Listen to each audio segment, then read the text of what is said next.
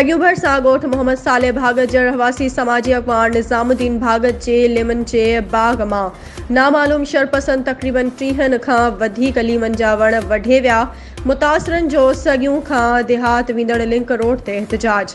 उन मौक़े ते निज़ामुद्दीन भागत, रफ़ीक भागत, इख़्तियार भागत, मोहम्मद दाइम भागत, रोशन अली भागत ऐं ॿियनि नेशनल प्रेस क्लब सगियूं जे सहाफ़िन अॻियां दाहींदे चयो त निज़ामुद्दीन भागत जे लीमन जे बाग़ मां नामालूम शरपसंद माण्हू तक़रीबन 30 खां वधीक लीमन जा वण वढे विया आहिनि, जंहिं सबबि लखें रुपयनि जो नुक़सानु थियो आहे। हुननि DIG Sukkur, SSP Khairpur, DSP सोभो देरो ऐं ॿियनि आला इख़्तियारनि खां मुतालबो कयो त असांजे लीमन जे बाग़ मां 30 खां वधीक क़ीमती लीमन जा वण वढे विया आहिनि, जिन जा असां पेर लीकिया आहिनि। तजुर्बो रखंदड़ पेरां खणाए असल जवाबदार गिरफ़्तार करे खेनि सख़्त सज़ा ॾिनी वञे ऐं असांजे थियल नुक़सान जो अज़ालो कयो वञे। ॿी सूरत में एहतजाज जो दाइरो वधायो वेंदो।